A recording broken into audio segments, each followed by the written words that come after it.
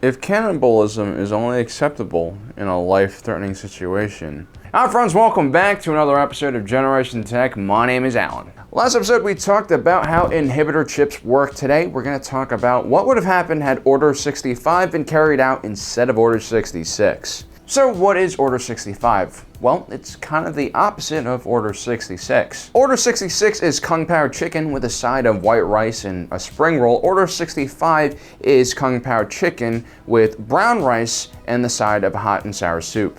Alright, I got that joke out of my system. Order 65 states, in the event either the majority of the Senate or the Security Council declares the Supreme Chancellor unfit to issue orders, GAR commanders will be authorized to detain the Supreme Chancellor with lethal force if necessary, and command of the GAR shall fall to the acting Chancellor until a successor is appointed or alternative authority is identified. So how would we get to Order 65? Well, we have to go to the incident of Fives, the clone trooper who figured out that clones from a very early stage in their development were being fit with control chips.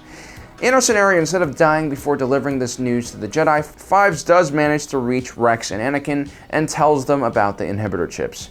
Anakin, of course, would immediately report this news to the Jedi Council. Now, previously, the Jedi Order had discovered the fate of Jedi Master Sifo Dyas, the man responsible for commissioning the Grand Army of the Republic. During their investigation, they figured out that Count Dooku had actually created the clone army. This information left the Jedi Council quite confused.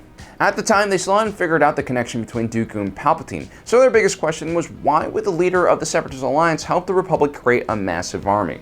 But now, with this new information about the inhibitor chips and the kill order against the Jedi, everything seemed to make more sense. The Jedi conclude that most likely the clone army was created by Count Dooku to wipe out the Jedi Order. But for now, the High Jedi Council decides against sending a communique out to all of its Jedi generals out in the field, or making a move against the clones. It's unknown if Count Dooku has any moles within the Jedi Order, or if anyone else is monitoring the actions of the Jedi Order. For now, they will keep this knowledge a secret and first investigate how the chips work before taking action.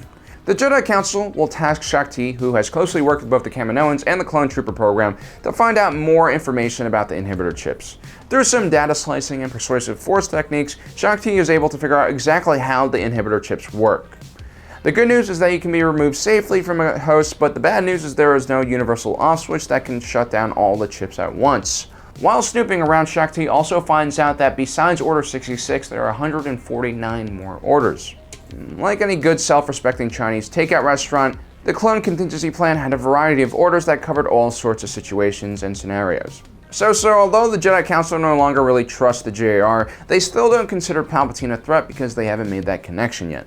Upon hearing news of all the other directives, some Jedi are put to ease. It's possible that Order 66 is just one of many directives designed to ensure the safety of the Republic. It kind of makes sense that there is a directive that places a check on the Jedi. After all, they are a powerful entity, and in the past, Jedi have gone to the wrong side and fallen to the dark side. Other Jedi seem to be more worried about directives like Order 37, which supports collective punishment and censorship of the media.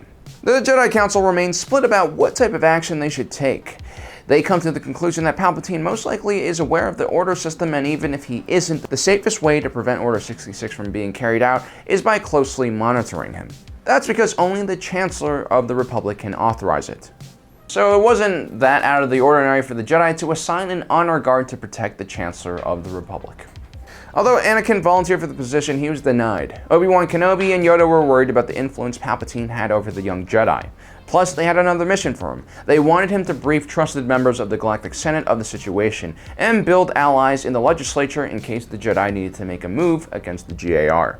Members of the Jedi Order who were aware of what was going on also made arrangements to protect themselves from Order 66. This included surrounding themselves with non-clone Republic units, or mercenaries. Other commanders like Obi-Wan Kenobi and Anakin briefed their soldiers and secretly had them remove their control chips. During the Battle of Coruscant, General Grievous attempts to kidnap Palpatine, but Mace Windu and several other Jedi Knights forming Palpatine's honor guard managed to thwart the attack. Anakin Skywalker and Obi-Wan Kenobi lead a valiant counterattack in space and force Separatist forces to retreat after the failure of their raid.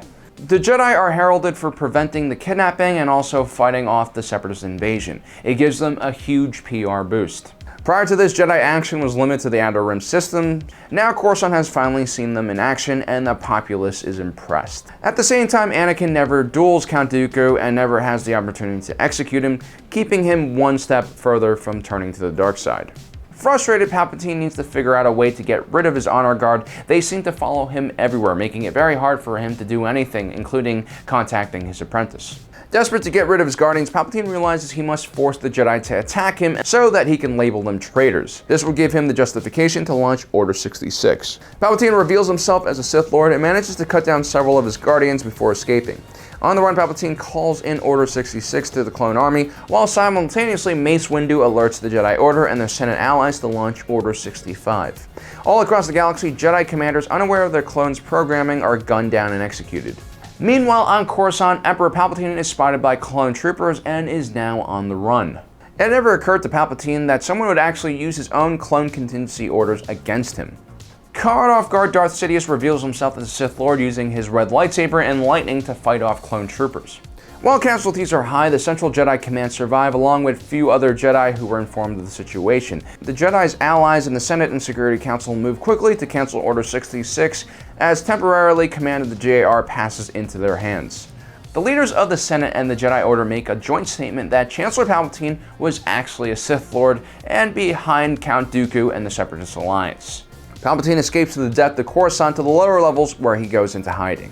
In the aftermath of this great betrayal, the Republic and Jedi Order remain standing. Although the Jedi have lost more than 80% of their Jedi Knights, the majority of their non-combat related Jedi and younger Jedi in training have survived, along with their core leadership. The Republic continues their battle against Count Dooku and the Separatist Alliance. It's unknown what happens to Palpatine. He's very familiar with the underground levels of Coruscant, and most likely he will try to make his way off system and into Separatist Alliance territory, where he will try to find Count Dooku. The question is, by then, will Count Dooku still be happy with just being an apprentice? Well, guys, that's our story of what would have happened had Order 65 been carried out. For me, watching the Clone Wars, that story arc with Fives finding out about the inhibitor chip has always filled me with a lot of regret watching that movie.